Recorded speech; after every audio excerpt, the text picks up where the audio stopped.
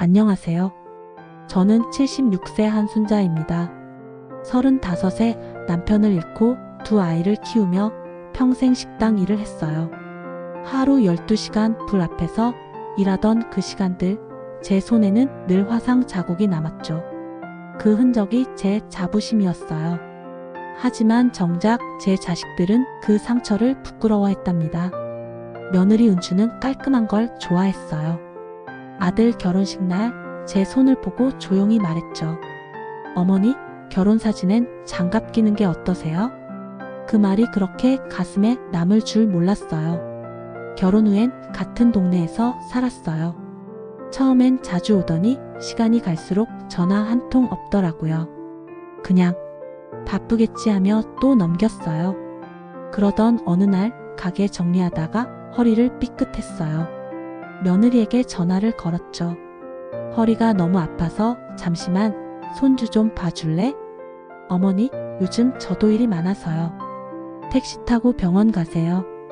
그 말 한마디가 칼처럼 꽂혔어요. 며칠 후 아들이 찾아왔어요. 엄마, 이제 일 그만하세요. 힘드시잖아요. 그 말이 얼마나 따뜻했는지 몰라요. 그런데 그 뒤에 이어진 말이 있었어요. 그 대신 우리 집 애기 돌봐 주시면 되니까요. 그제서야 알았죠. 그 일 그만하세요 란 말이 진짜로 쉬라는 뜻이 아니었다는 걸요. 손주 돌보느라 하루가 어떻게 가는지도 모르겠어요. 애기 울고 기저귀 갈고 이유식 만들고 산책하고. 그래도 손주가 웃을 때마다 다 잊었어요. 그런데 어느 날 그 웃음마저 제 것이 아니더군요. 공원에서 유모차를 밀고 가다가 잠시 벤치에 앉았어요. 그때 며느리의 친구가 와서 웃으며 말했죠. 은주 씨, 요즘 육아 도우미 구하셨나 봐요. 좋겠다. 그 말에 며느리는 웃으며 대답했어요. 아, 저희 애기 전담 도우미예요. 시급은 안 드려도 되니까 좋죠. 순간 귀가 멍해졌어요. 도우미라니? 남이 된 줄도 몰랐어요. 그날 집에 돌아와 보니 제 방 구석에 있던 오래된 유모차 하나가 눈에 들어왔어요. 손주가 다 커서 이제 안 쓴다며 버릴 거라더군요. 그 유모차에 얹힌 건 제 손수건이었어요. 아기가 아플 때마다 닦아주던 그 손수건이요. 이제 내 존재도 버려지겠구나. 그 생각이 들자 눈물이 멈추질 않았어요. 그날 밤 제 결심이 섰어요. 손주도 아들도 며느리도 이제 그만두자. 다음날 아침 조용히 집을 나왔어요. 지금은 시골 바닷가 마을에서 혼자 살아요.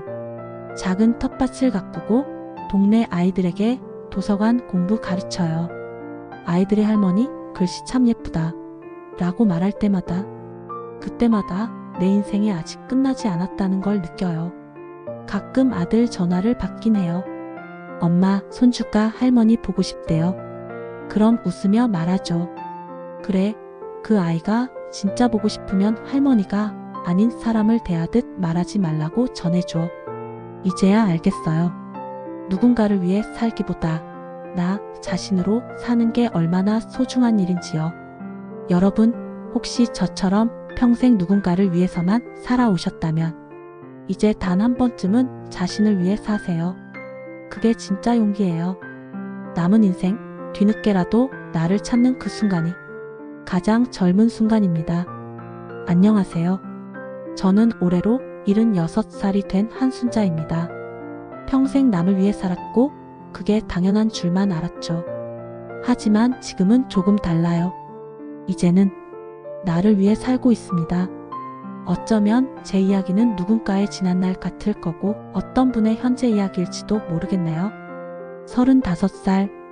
그때 남편이 갑자기 사고로 세상을 떠났어요. 두 아이를 혼자 키워야 했죠. 그때부터 하루 12시간 식당 일, 새벽부터 밤까지. 뜨거운 불판 앞에서 하루도 거르지 않았어요. 손에는 화상 자국이 셀 수도 없게 남았지만 그게 제 자부심이었어요. 자식 먹고 입히고 공부만 할 수 있으면 됐으니까요. 그러던 어느 날 아들이 결혼을 하게 됐어요. 정말 고마웠죠. 내가 이 고생한 게 헛되지 않았구나 그렇게 생각했어요. 결혼식 날 예식장 메이크업실에서 며느리 은주가 제 손을 보더니 조용히 말했어요. 어머니, 사진 찍을 때 장갑 끼는 게 어떠세요? 그 말이 뭐 어때요? 그냥 조언일 수도 있죠. 하지만 묘하게 가슴이 저렸어요. 평생 가족을 위해 일한 제 손이 누군가에겐 부끄러운 것처럼 들렸거든요. 결혼 후 아들은 근처에 신혼집을 얻었어요. 처음엔 자주 오더니 시간이 지나면서 연락도 뜸해졌죠. 그럴 때마다 스스로 위로했어요. 그래, 바쁘겠지. 젊은 사람들이 다 그렇지 뭐. 어느 날 식당에서 마지막 설거지를 하다 허리를 다쳤어요. 의사 선생님 말씀이 무리하시면 큰일 납니다. 당분간 절대 쉬셔야 해요. 그 말을 듣는데 눈물이 나더군요. 쉬면 우리는 뭐 먹고 사나? 결국 며느리한테 전화를 했어요. 은주야, 허리를 다쳐서 당분간 가게 못 나가. 너라도 잠깐 애 좀 봐줄 수 있을까? 잠시 정적이 흐르더니 어머니, 요즘 저도 일이 많아요. 택시 타고 병원 가세요. 그 말 한마디가 참 냉정하게 들렸어요. 며칠 뒤 아들이 찾아왔어요. 엄마, 이제 일 그만하세요. 힘드시잖아요. 그 말이 얼마나 따뜻했는지 몰라요. 그런데 이어진 말이 있었죠. 그 대신 우리 애기 좀 봐주세요. 순간 가슴이 덜컹했어요. 아, 내가 쉴 자격이 없구나. 그저 일하는 자리가 바뀐 것뿐이구나. 그날부터 내 아침은 손주의 울음소리로 시작됐어요. 분유 데우고 기저귀 갈고 산책시키고 이유식 만들고 온종일 손 하나 쉴 틈이 없었죠. 그래도 손주가 웃으면 피곤이 다 사라졌어요. 그렇게 또 몇 년이 흘렀어요. 손주는 어느새 유치원생이 되었고 나는 어느새 할머니가 아닌 가정부가 되어 있었어요. 어느 봄날 공원 벤치에 앉아 유모차를 밀며 쉬고 있었어요. 그때 며느리 친구가 다가와서 말했어요. 와, 은주씨, 육아 도우미 구했나 봐요. 좋겠다. 은주는 웃으며 대답했죠. 아, 저희 애기 전담 도우미예요. 시급 안 줘도 되니까 최고죠. 순간 귀가 멍했어요. 도우미? 내가 도우미였던 건가요? 그날 집에 돌아오는데 복도 끝에 유모차 하나가 버려져 있었어요. 며느리가 정리한 거라더군요. 이제 애 다 커서 필요 없으니까 버리세요. 그 안에 내가 손주 볼 때 쓰던 수건이 그대로 있었어요. 손주가 감기 걸렸을 때 그 이마 닦아주던 내 하얀 손수건. 그게 유모차에 덩그러니 남아 있었어요. 그때 깨달았어요. 이제 내 존재도 저 유모차처럼 버려지겠구나. 그날 밤 나는 조용히 결심했어요. 이제 그만해야겠다. 다음날 새벽 짐을 싸고 나왔습니다.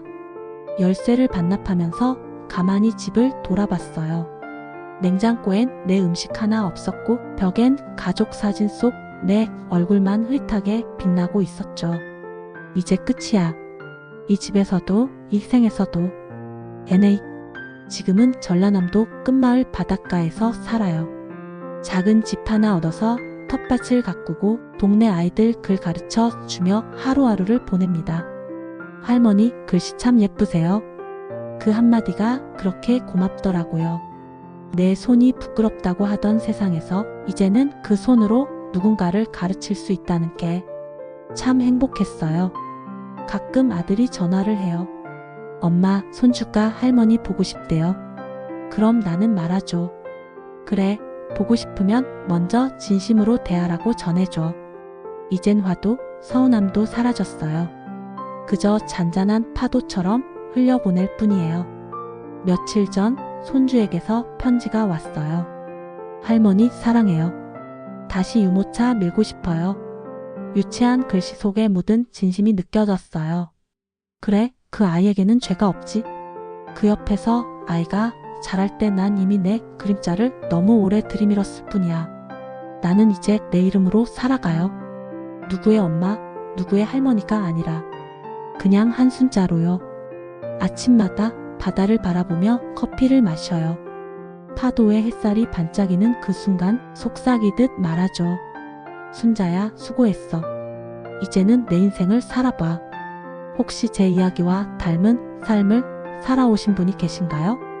그렇다면 이제 단 한 번만이라도 누굴 위한 삶이 아니라 나를 위한 삶을 선택하세요. 남은 인생의 주인공은 바로 당신 자신입니다.